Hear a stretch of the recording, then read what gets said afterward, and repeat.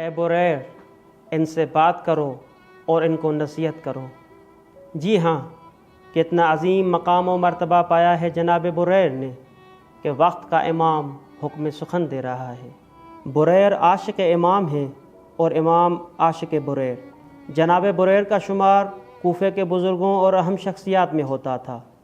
جناب بریر قاری قرآن بھی تھے، حافظ قرآن بھی تھے اور معلم قرآن بھی۔ جناب بریر نے اپنے قول و فعل کے ذریعے دنیا کو قرآن پر عمل پیرا ہو کر دکھایا تھا۔ قل لا اسألکم کے مصداق پر پورا اتر کر دکھایا تھا۔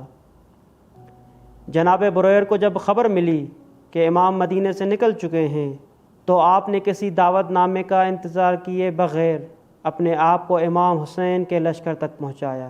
جی ہاں، انسان کو وظیفہ شناس ہونا چاہیے، اسے معلوم ہونا چاہیے کہ کب بولے اور کب خاموش رہے۔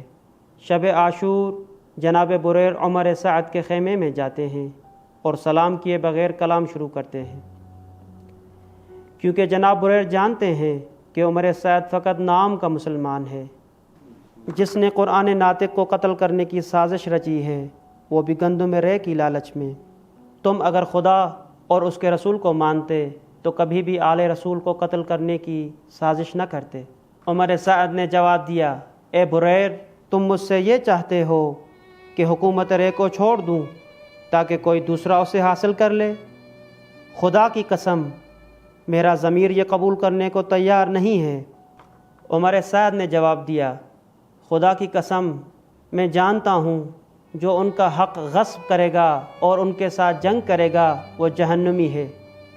کیا تم مجھ سے یہ چاہتے ہو کہ میں حکومت رے کو چھوڑ دوں تاکہ کوئی اور اسے حاصل کر لے؟ خدا کی قسم، میرا ضمیر یہ قبول کرنے کو تیار نہیں ہے۔